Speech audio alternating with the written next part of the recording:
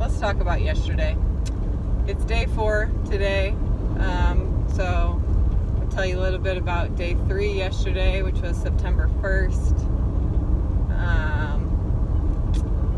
Took me a little bit to wake up this morning, but we just saw some caribou, some reindeer, like a whole family, male, female, and a baby, so that was pretty exciting. Otherwise, before that, I think that lady at the cafe gave me decaf coffee because I am dead asleep. Ooh, another one, a whole family. Let me show you.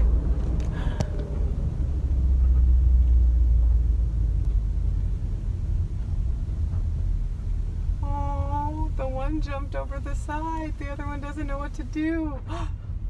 Oh.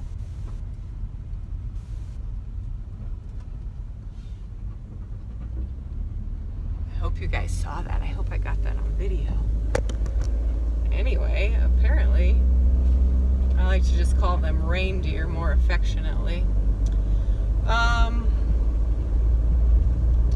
Man, so like we've just been seeing tons of wildlife lately.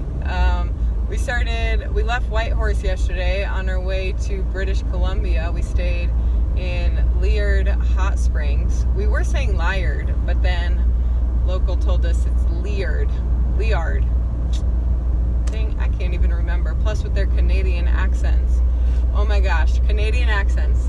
Look, I have met some Canadians before. I have friends who are Canadians, and they had accents, but up here, I feel like it's like going to the south of the United States. We are in like the north of Canada right now, and their accents are so strong. It is so funny.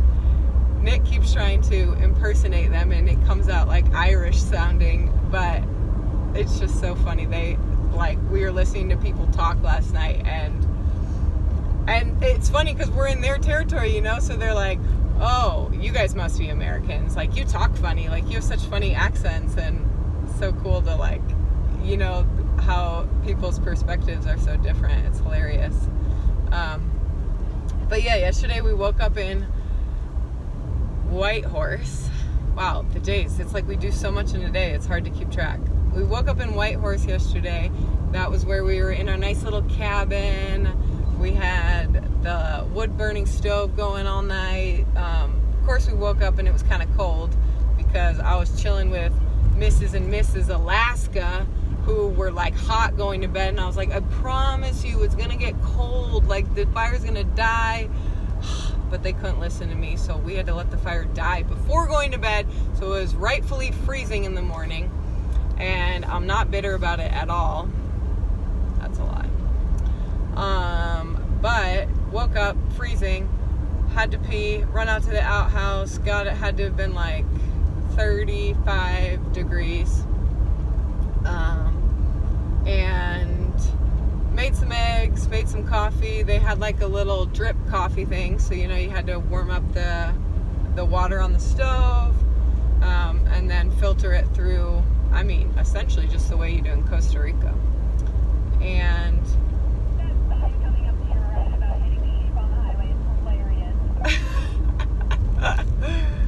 we just passed a sign about hitting. I missed it. I mean, I saw the sign, but I didn't get a picture.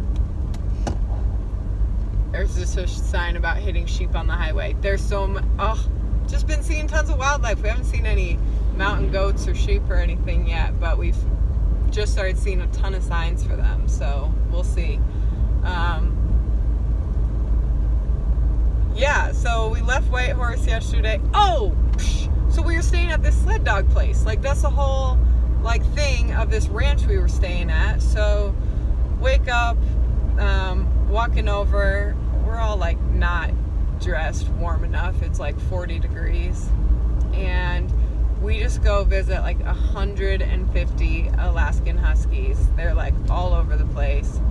So beautiful. So, we just get essentially covered in mud because it's feeding time, so to feed them they all have to be like tied up separately, and these dogs are like jumping all over us, all super friendly but all really anxious for like human loving. And so we get covered in mud, and luckily I was wearing my $8 Walmart sweatshirt that I bought and some jeans, so it was fine. And after visiting them, we made our way out, stopped at a gas station, had to put tire in my trailer, learned some new skills, taught each other some new skills on tires and bikes and all that fun stuff. So the ongoing joke this week has been basically like Kayla's training.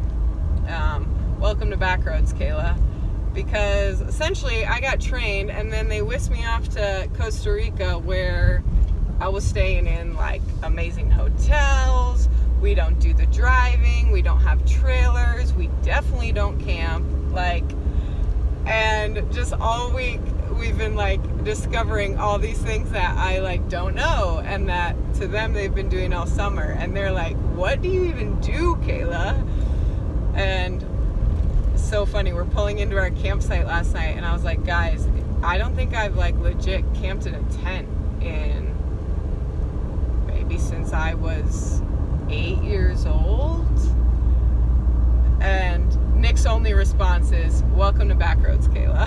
I'm like, all right, rightfully so, rightfully so. So maybe someone sent me to Alaska to do this on purpose because they knew this would be a great way to prepare me for, like, you know, the other side of Backroads, besides just someone just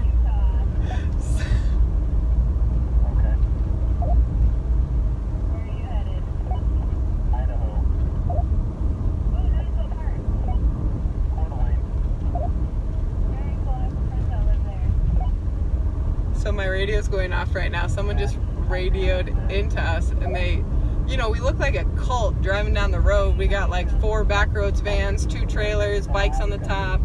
Someone just said, is on the radio right now. He said, Backroads, where are you headed? So they're talking, this guy's apparently going to Idaho, which of course we'll drive through or next to or down whatever route we decide to take.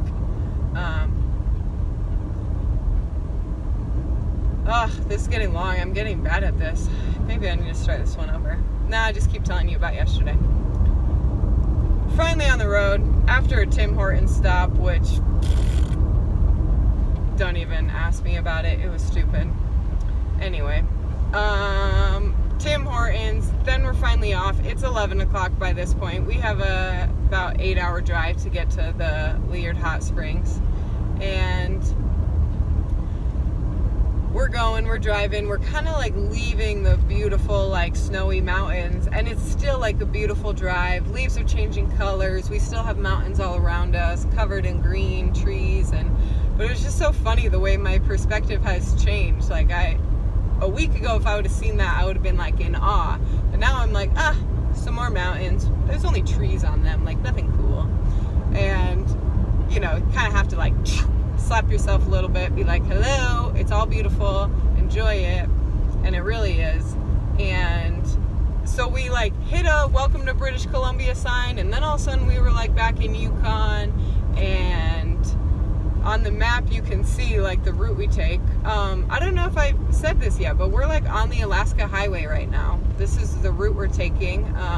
The roads we drive on, we're not on like highways as you may think of it in the States. Like this whole drive we've been on, you know, like a 2-way street, like traffic going each way, and like going along rivers. I mean, right now the road is kind of winding left and right all along a mountainside. To my right is a beautiful blue river. We passed Muncho Lake, and so this is how a lot of the drive has been. Just really cool roads. I mean, we're definitely out there. And we met a guy last night who was telling us more about the Alaskan Highway from like a Canadian perspective. And he said the Alaskan Highway, like the U.S. used to own, like the U.S. built it, hence why it's called the Alaskan Highway all through Canada here. And the U.S. built it and used it especially for like the wars, like transporting things. And I mean, who knows who this guy, I mean, this guy was cool and telling us these things. So this is just what he tells us. So he tells us a lot of these roads are built going back and forth, so it would be like harder to drop bombs on. I don't know. I don't know anything about Canadian history or what exactly he could be referring to, but I liked his story. I was into it, so that was cool. Anyone who wants to give me a good history lesson, that's always fun.